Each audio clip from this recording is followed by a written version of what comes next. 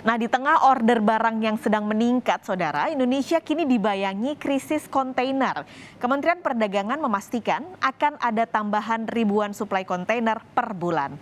Untuk ekspor furniture, ada tambahan 800 hingga 1.000 unit kontainer per bulan.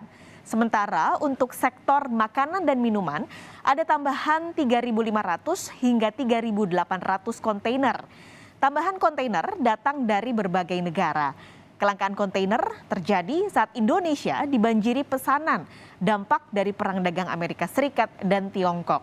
Sehingga Indonesia tak bisa memanfaatkan pesanan yang banyak untuk mengisi kekosongan suplai yang biasa dipasok dari Tiongkok.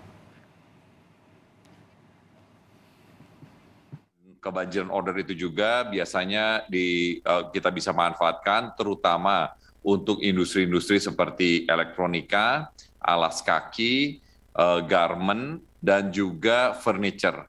Nah, ini juga kita ketahui bahwa harga freight ocean going antara Indonesia dengan Eropa dan Indonesia dan Amerika sudah naik setidaknya 5 kali lipat. Oleh sebab itu, Kementerian Perdagangan beserta Kadin mengadakan pertemuan-pertemuan untuk mencarikan terobosan-terobosan. Seperti kita ketahui, misalnya contohnya untuk kontainer furniture, kita sudah bisa mendapatkan komitmen baru bahwa akan ada supply kontainer antara 800 sampai 1.000 kontainer per bulannya.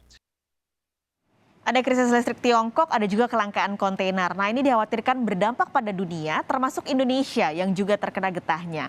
Jika tidak ada solusi dalam waktu dekat, kegiatan ekspor Indonesia tentu akan sangat terpukul, bahkan mengganggu pemulihan ekonomi. Nah, apakah ini juga akan berpengaruh pada pergerakan emiten dan juga saham yang berhubungan dengan krisis tersebut?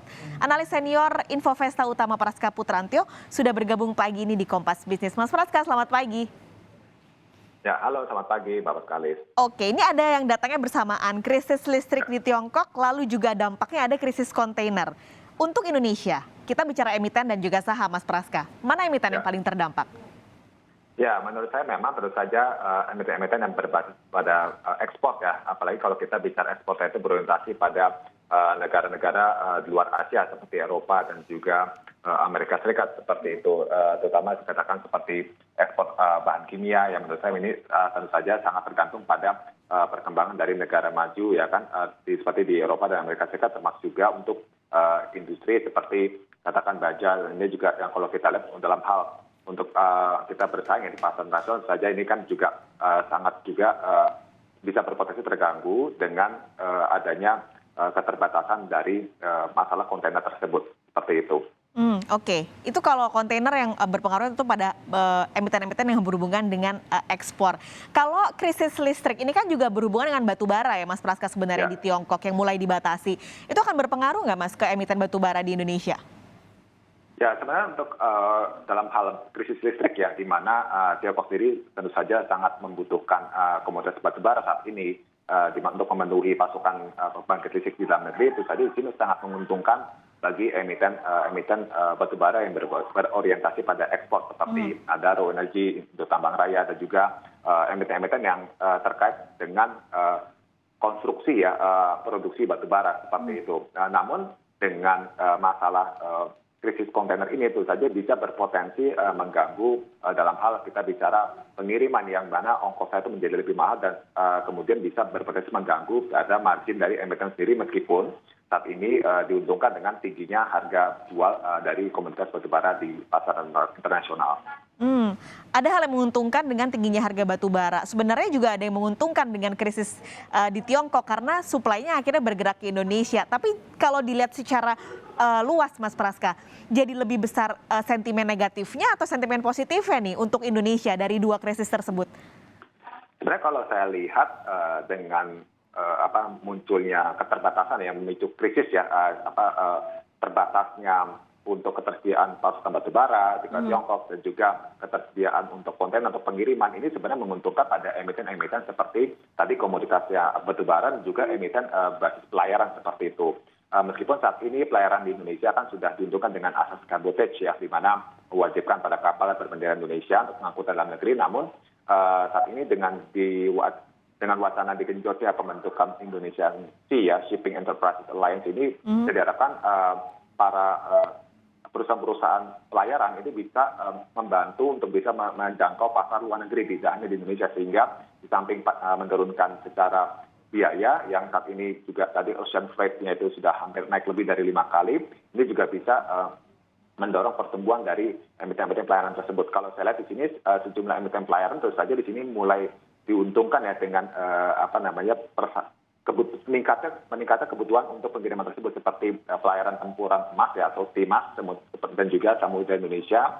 Ya kan, SMDR di sini juga mencatatkan pemulihan kinerja cukup signifikan sepanjang 2021 ini. Memang kalau saya simpulkan, seiring dengan recovery ekonomi pasca pandemi COVID ini yang mulai bergeliat lagi, kegiatan ekspor impor meningkat drastis, ini memang memicu seperti kesan kelangkaan ya, karena memang permintaan yang tiba-tiba melonjak pasca kegiatan ekonomi cenderung sudah terbatas pada beberapa waktu lalu. Oke, jadi sebenarnya lebih banyak atau lebih besar sentimen positif ya untuk ke Indonesia? Ya, lebih besar sentimen positifnya. Oke, tapi tadi Mas Praska sempat menyebutkan ini kan memang ada pemulihan ekonomi dunia ya, sudah mulai bergeliat lagi, supply sudah mulai atau demand sudah mulai meningkat. Tapi ada potensi bahwa krisis ini akan mengganggu nih pemulihan ekonomi karena akan ada kelangkaan di beberapa lokasi. Ini akan berpengaruh cukup besarkah?